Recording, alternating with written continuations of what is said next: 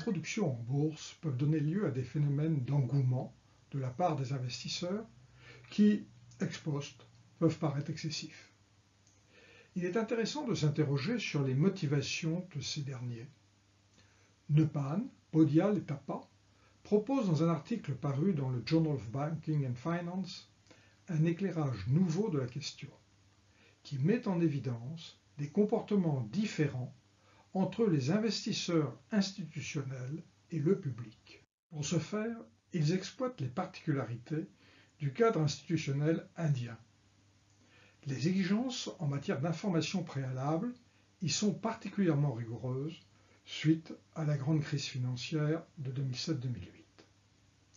Toutes les entreprises ont l'obligation de se faire noter par une agence agréée et les ratings sont rendus publics.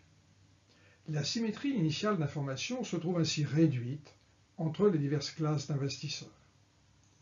Par ailleurs, un marché gris actif, largement observé, vient donner aussi à tous une indication sur les sentiments du marché.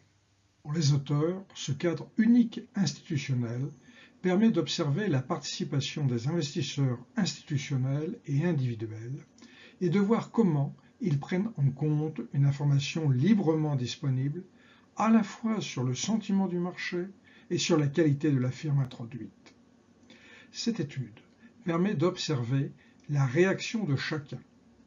Les investisseurs individuels accordent-ils une attention différente de celle des investisseurs institutionnels aux indications sur la qualité des sociétés? Sont-ils plus sensibles à des signes sur le sentiment du marché? Tel est l'objet de cette étude. Le marché indien des IPO a des caractéristiques très particulières. En premier, les demandes sont traitées séparément en fonction de leur origine.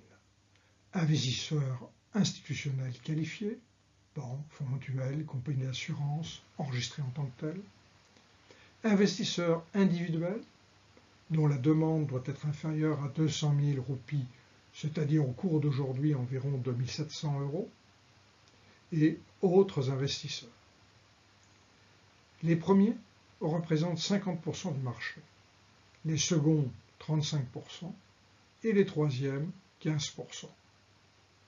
Durant la période d'offre, les marchés communiquent une information sur leur site sur ces demandes respectives. Une seconde particularité du marché indien est que les sociétés qui souhaitent s'introduire en bourse doivent, depuis le 1er mai 2007, se faire noter par une des 6 agences de rating agréées.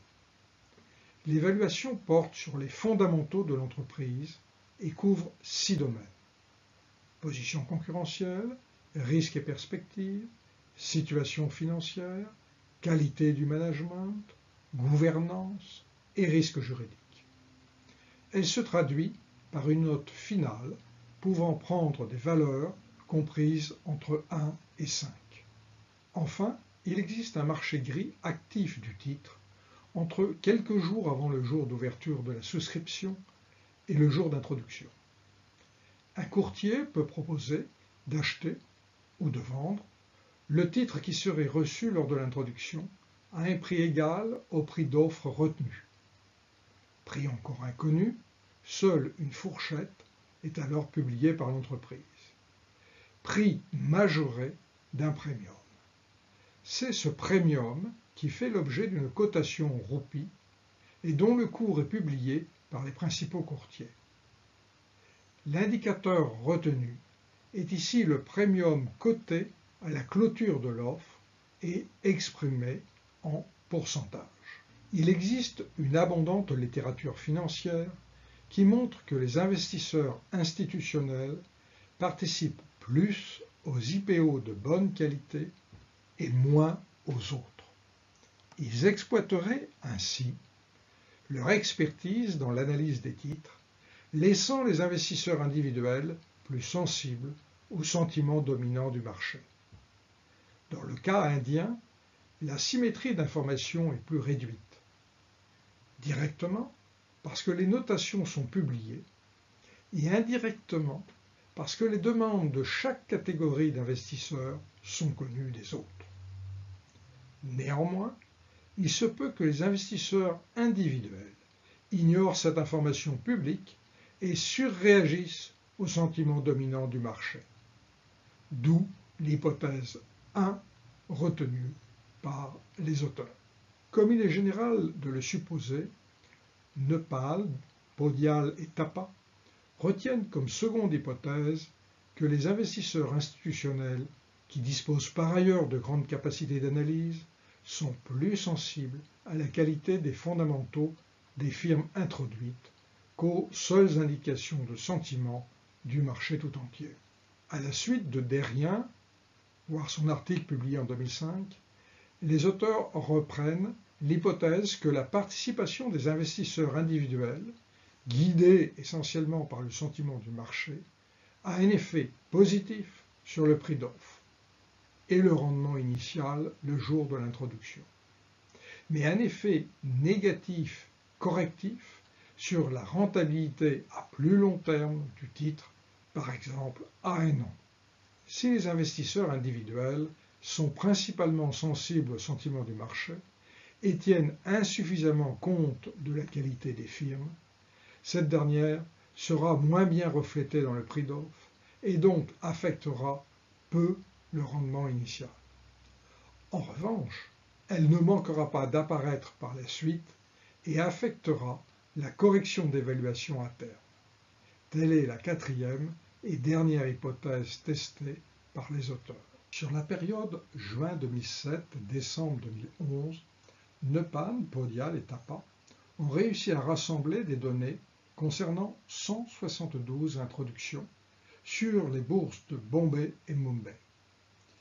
Les données caractéristiques des firmes ont été obtenues auprès des prospectus d'émission disponibles dans la base Perfect Filings, après un traitement manuel. Les mesures correspondant aux demandes par catégorie d'investisseurs ont été effectuées à partir de statistiques recueillies sur les sites internet des bourses ou de banques d'affaires. Enfin, les données concernant le marché des gris ont été collectées auprès de sites de courtiers spécialisés. Les principales données descriptives de l'échantillon permettent de constater que l'âge moyen des firmes était lors de l'introduction en bourse de 14 ans. La médiane du montant de l'opération est sensiblement inférieure à la moyenne, 1115 contre 3456, indiquant en cela la présence de quelques très grandes opérations. Les rendements ajustés au premier jour sont en moyenne de 17%, mais là encore, la médiane est beaucoup plus faible. Il en est de même pour les sursouscriptions et les premiums sur le marché gris. L'échantillon doit à l'évidence contenir quelques opérations aux caractéristiques très exceptionnelles. Pour tester la première hypothèse, les auteurs recourent à un modèle de régression. La variable dépendante, RII, est égale au log de 1 plus le taux de sursouscription des investisseurs individuels. Trois variables explicatives clés sont introduites. L'évaluation de la firme, note, l'effet du sentiment à travers une mesure du marché gris, et enfin l'influence des investisseurs institutionnels. La variable concernant le marché gris, GRES, est égale au résidu d'un modèle de régression où le premium observé sur le marché gris a été préalablement régressé sur la note de la firme afin d'en contrôler l'effet. Le modèle contient enfin des effets fixes par secteur et un vecteur grand X de variables de contrôle. Les variables de contrôle concernent aussi bien les conditions de marché, rentabilité et volatilité récentes, que le climat entourant les introductions en bourse passées, rentabilité initiale observée, la réputation des banques introductrices, la taille des opérations ou encore l'âge des firmes en question. Les résultats supportent l'hypothèse 1. La qualité de la firme n'a pas d'influence significative. En revanche, les investisseurs individuels sont fortement influencés par le sentiment du marché, qui se traduit ici par un premium plus élevé sur le marché gris. De plus, ces investisseurs individuels sont influencés par le comportement des investisseurs institutionnels. Un point intéressant est mis en évidence par l'introduction d'une variable indicatrice d'interaction qui prend une valeur 1 quand la variable QIB, c'est-à-dire participation des investisseurs qualifiés, est supérieure à sa médiane. Cet effet est fortement asymétrique. Les investisseurs individuels suivent quand les autres y vont, mais ne s'abstiennent pas quand les autres n'y vont pas. Conformément à l'hypothèse 2, la qualité de la firme a bien une influence significative sur la demande des investisseurs institutionnels. L'effet du sentiment du marché est plus complexe. Le modèle suggère qu'il n'est vraiment fort et significatif que lorsque les premiums sont supérieurs à leur médiane. Le fait que le sentiment puisse être mauvais ne semble pas affecter ici le jugement de ces professionnels qui font alors confiance à la qualité des titres. Pour étudier le prix d'offre, les auteurs l'expriment en fonction de la fourchette annoncée. Ils apprécient les influences du sentiment, marché gris, de la qualité, note, et des différentes demandes, QIB, NII et RII, à travers les coefficients d'un modèle de régression de type Tobit. Le vecteur de variable de contrôle X a été introduit, ainsi que des effets fixes par secteur. Les résultats montrent une association positive entre le prix d'offre et le premium constaté sur le marché gris. Ce résultat est conforme à ce qui a déjà été observé sur les marchés européens.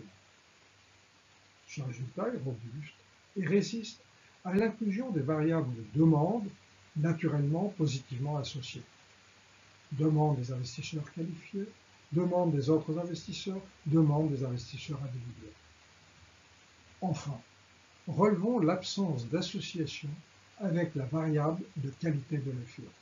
Nepal, Podial et Tapa utilisent une approche voisine pour tester et mettre en évidence les déterminants des rendements initiaux. Dans cette régression, la variable dépendante est le rendement initial. Il apparaît fortement associé au premium du marché gris. En revanche, aucun lien n'apparaît avec la qualité de la firme ou avec les variables de demande.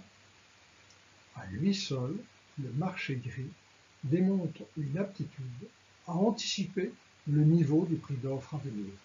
Enfin, pour tester les dernières parties des hypothèses 3 et 4, les auteurs régressent les rendements 3 mois, 6 mois et 12 mois après l'introduction, avec les mêmes variables explicatives. Les résultats à 3 mois et à 1 an montrent une correction négative et significative dans les 3 mois qui suivent quand le marché est trop exubérant.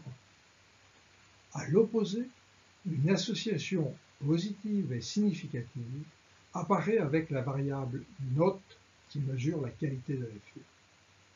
Le marché corrige alors ses estimations quand la qualité n'a pas été correctement appréciée par le marché au préalable. Peut-être parce qu'elle était trop influencée au moment de l'introduction par un sentiment général non justifié. En conclusion, Nepal, Podial et Tapa nous montrent que même dans le cadre d'un marché où les informations sont bien partagées et où l'asymétrie d'informations paraît réduite, les investisseurs individuels semblent accorder peu de poids à la qualité des titres et décider de leur participation beaucoup plus en fonction du sentiment dominant du marché. Ce n'est pas le cas des investisseurs institutionnels. Ils accordent plus de poids dans leurs décisions de souscription à la qualité des titres. Ceci ne signifie pas pour autant que le sentiment de marché ne joue aucun rôle auprès d'eux. Quand il est très positif, leur demande s'en trouve confortée. Mais s'il est négatif, il ne les conduit pas à ignorer les titres de qualité. Enfin, le premium observé sur le marché gris est un indicateur positivement associé avec le prix d'offre et le rendement initial. Mais les titres qui enregistrent les premiums les plus élevés sont aussi ceux qui vont connaître à terme les performances les plus médiocres.